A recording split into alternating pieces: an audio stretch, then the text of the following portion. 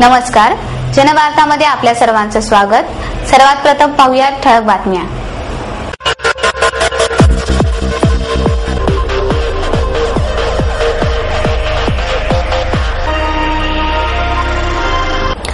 गोदरेज अप्लायन्सेसच्या वतीने आयोजित रोज लखपती रोज दिवाळी ऑफरमध्ये 2 पुणेकरांना लखपती होण्याचा मान.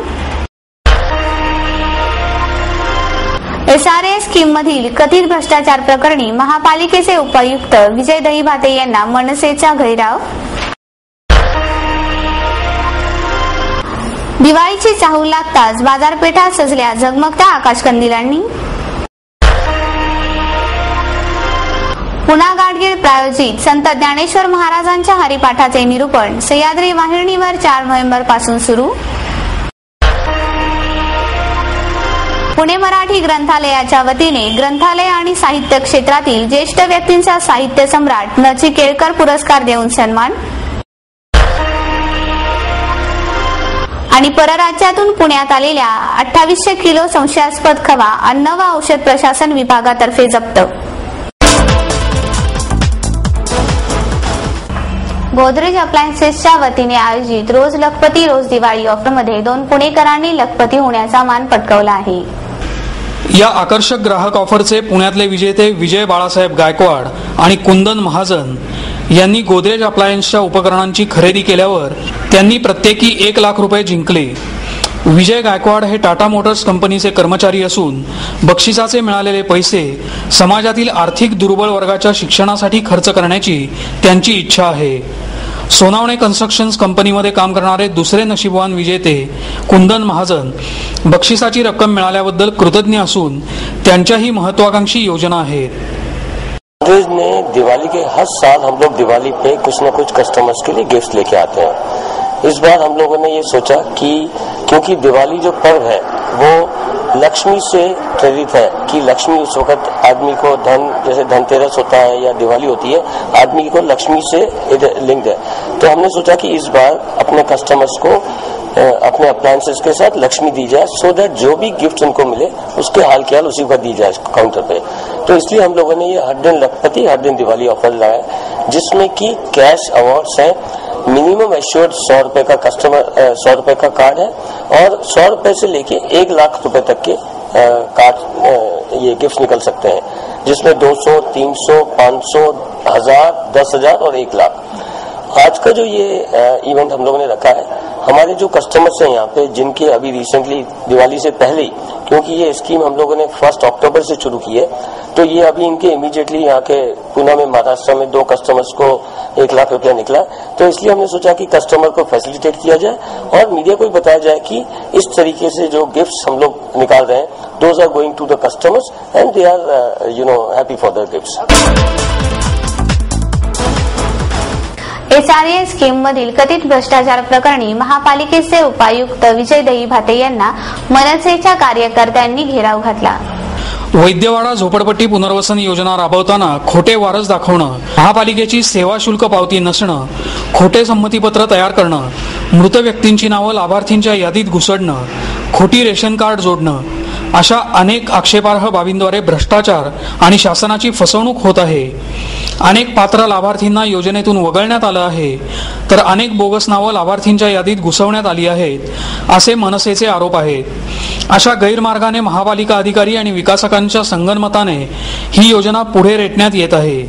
या प्रकरणी चौकशी समिती नेमून खातेनिहाय चौकशी करण्यात यावी, सर्व झोपड्यांचं नव्यानं सर्वेक्षण करण्यात यावं, नमन असोसिएट्स या विकासकाला काळ्या यादीत टाकावं, अशा मागण्या मनसेच्या कार्यकर्त्यांनी आणि वैद्यवाडा झोपडवासियांनी केल्या आहेत. कागदपत्र आहे जिथं क्षेत्रफळ हे शून्य असतानाही त्याला पात्र ठरवलंय. मग शून्य आहे तर पण राहणार कुठे तो पात्र कशावर ठरवताय तुम्ही? एकंदरीत इथं तुम्हाला कळून येतं स्पष्ट आहे की इथं भ्रष्टाचार झालेला आहे. गरीब जनतेचे इथं त्यांच्या अंगावरचं त्यांचं छत काढून घेण्यात येत आहे. ऐन सणासुदीच्या वेळेस तिकडे आता सगळं डिमोलिशन चालू आहे, पूर्ण भुईसपाट करतील आणि मग यांना रस्त्यावर आणणार. होऊन द्यायची असेल त्या जे पात्र आहेत लोक त्यांना, लोकांचा विरोध नाहीये. एक समजा SRA ला विरोध नाहीये का लोकांना तिथं स्कीम होण्यापासून विरोध नाहीये, पण जे लोक राहत आहेत जे पात्र आहेत त्यांना घर मिळालंच पाहिजे आणि याला आमचा पूर्ण पाठिंबा आहे. ज्याला जे काय लागेल ते आम्ही आमच्या पद्धतीने करत राहू. दिवाळीची चाहूल लागताच बाजारपेठा विविध झगमगत्या आकाशकंदिलांनी चमकू लागल्या आहेत। दरवर्षीप्रमाणे यावर्षीही बाजारपेठांसह रस्ते आकाशकंदिलांनी प्रकाशमय झालेले दिसत आहेत।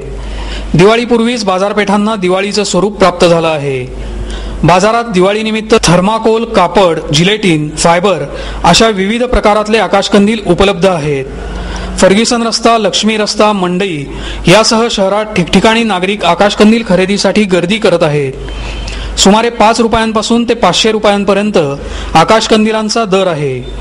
बाजारात यावर्षी बांबूची वीण आणि आकर्षक काचा आणि टिकल्यांची सजावट असलेले राजस्थानी आकाशकंदील, कॉपर पेपरचे लहान मुलांच्या खेळण्यासारखे असलेले, फायबरचा वापर केलेले गोल फोल्डिंगचे तसंच नेटचे आकाशकंदील, आईस्क्रीमच्या काड्यांचा आकाशकंदील ग्राहकांचं लक्ष वेधून घेत आहेत। तरीही ग्राहकांच्या आवडीप्रमाणे दुकानदारांनी वेगवेगळ्या प्रकारचे पारंपरिक आकाशकंदीलही विक्रीला ठेवले आहेत।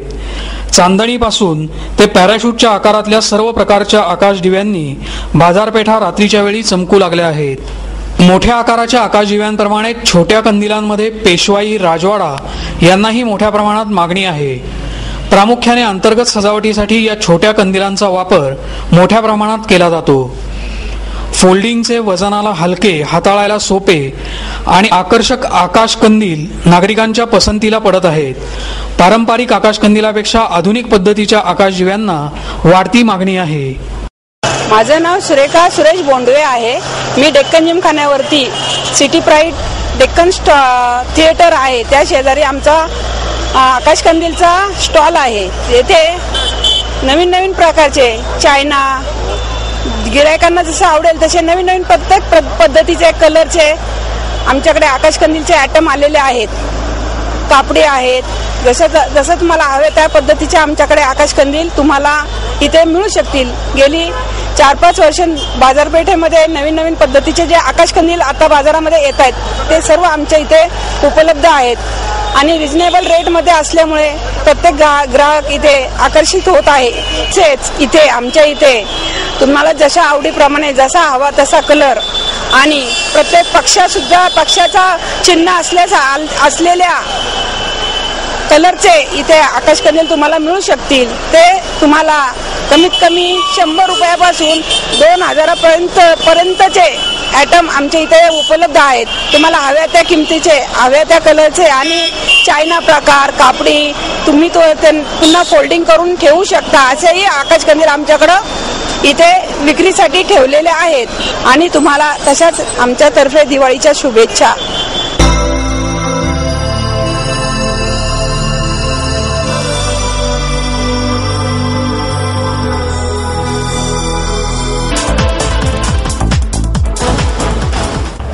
पुन्हा गाडगीळ प्रायोजित संत ज्ञानेश्वर महाराजांच्या हरिपाठाचे निरूपण सह्याद्री वाहिनीवरून 4 नोव्हेंबर पासून प्रसारित होणार आहे।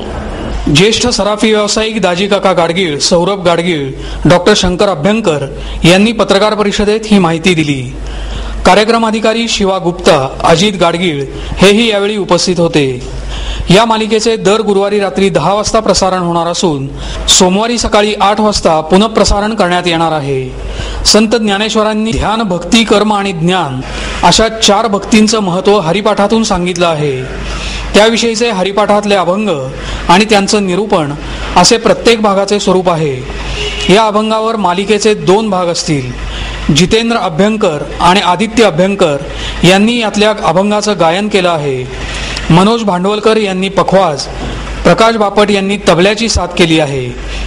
याबाबत बोलताना सौरभ गाडगीळ म्हणाले की ग्रामीण आणि शहरी भागामध्ये अनेकांच्या घरी दररोज सकाळी हरिपाठ म्हटला जातो किंवा ऐकला जातो। त्याविषयीचं निरूपण सर्वांनाच ऐकायला आवडेल।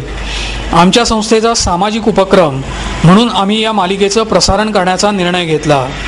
या माध्यमातून देशभरातल्या भाविकांपर्यंत हरिपाठ पोहोचू शकेल असा विश्वासही त्यांनी व्यक्त केला।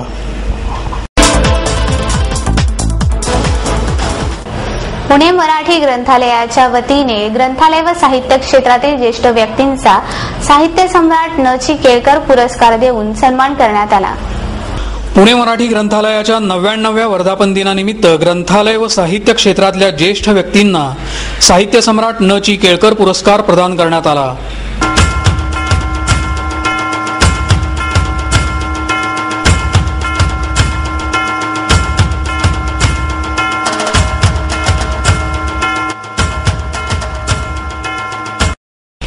ढेरे यांची तब्येत ठीक नसल्याने त्यांच्या कन्या डॉक्टर अरुणा ढेरे यांनी त्यांचे विचार वाचून दाखवले.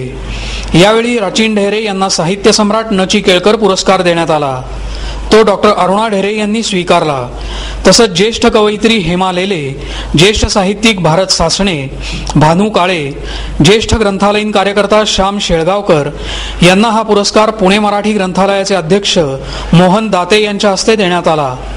यावेळी ग्रंथालयाचे कार्याध्यक्ष मुकुंद अनगळ उपस्थित होते. यावेळी बोलताना हेमा लेले म्हणाल्या की हा पुरस्कार म्हणजे माझ्या साहित्य प्रवासाला मिळालेली दाद आहे.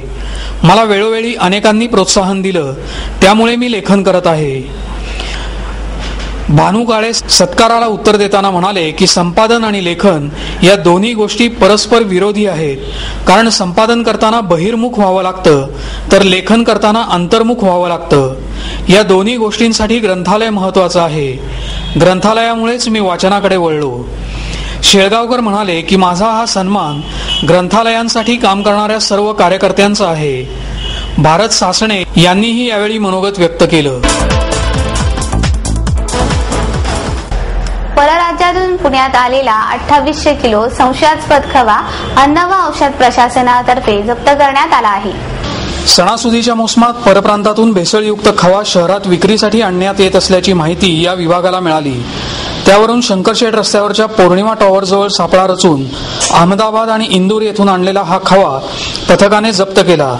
मात्र विश्रांतवाडी येथील व्यापारी मांगीलाल चौधरी यांनी त्यापैकी 97,500 रुपये किमतीचा 750 किलो, बुधवार पेठेतील व्यापारी राजेश अगरवाल यांचा 44,000 रुपये किमतीचा 300 किलो आणि वाडिया कॉलेज जवळचे व्यापारी हरेश पटेल यांचा 29,850 रुपये किमतीचा खवा धाड टाकण्यापूर्वीच त्यांच्या दुकानात पोहोचल्याने दुकानांवर धाड टाकून हा खवा जप्त करण्यात आला, अशी माहिती अन्न आणि औषध प्रशासन विभागाचे सह आयुक्त चंद दौ साळुंखे यांनी दिली. जप्त केलेल्या खव्याचे नमुने तपासणीसाठी प्रयोगशाळेत पाठविण्यात आले आहे. आमची टीम जे अन्ननिरीक्षक पुण्याचे अन्न औषध प्रशासन पुणे हे या दिवाळीच्या पिरियडमध्ये अशा प्रकारचा कुठून बाहेरून भेसळयुक्त अथवा काही असा खवा येतो का याच्या मागावर असतात. त्यानुसार अशी माहिती मिळाली की पुणे शहरात परराज्यातून खवा विक्रीसाठी येतोय आणि त्याची मिठाई बनवून मग ते विक्री होते, अशी माहिती मिळाल्यावर कुठल्या ट्रॅव्हल्समध्ये कुठल्या स्टेटमधून हे खवा येतो याची माहिती घेण्यात आली, वेळ घेण्यात आली, कोणत्या वेळेला त्या गाड्या येतात. त्यावरून आज 11 ते 12 या पिरियडमध्ये ही रेड करण्याचं ठरवण्यात येऊन त्या 4ही ठिकाणी आमची रेड आज सक्सेस झालेली आहे. 4ही ठिकाणच्या गाड्यामध्ये आम्हाला हा मावा मिळालेला आहे. इथे या पद्मावती ट्रॅव्हल स्टँडला 800 आणि 550 1200 आणि 550 असा एकूण 1700, 1750, 1800 किलो मावा मिळालेला आहे. आणि शंकरशेठ रोड पौर्णिमा टॉवर्स येथे सुद्धा आम्हाला 300 किलो असाच एका ट्रॅव्हल्समधून आलेला खवा मिळालेला आहे. तसाच वाडिया कॉलेज रोडला सुद्धा 700 किलो खवा मिळालेला आहे. असा एकंदरीत 2800 किलो 2800 किलो मावा आम्हाला मिळालेला आहे. हा मावा पाहता असं सुकृतदर्शनी असं भेसळयुक्त असल्याची शंका वाटते, कारण तो आपल्या माव्यासारखा नाही आणि हा मावा सुद्धा कमी दरात आलेला आहे आणि आजची बाजारभावाप्रमाणे कमीत कमी 120 ते 130 रुपये किंमत प्रति किलो याला आहे आणि हा 60 ते 80 रुपयापर्यंत किलो या भावाने आलेला आहे. म्हणून हा भेसळयुक्त असण्याची दाट शक्यता आहे. म्हणून यातून नमुने घेण्यात येऊन हा सर्व साठा स्थानिक आरोग्य प्राधिकारी यांच्या परवानगीने नष्ट करण्यात येईल. गुजरात स्टेट आणि मध्य प्रदेश स्टेट इथून हा मावा आलेला आहे, परंतु अद्याप हा मावा कोणी मागविलेला आहे याचे फक्त 2च जण आलेले आहे. बाकीचे अजून आम्ही त्याचा टेस्ट करत आहोत कोणी मागवलेला आहे. ते मिळाल्यानंतर त्यांच्याकडून नमुने घेऊन याच्यावर कारवाई करण्यात येईल.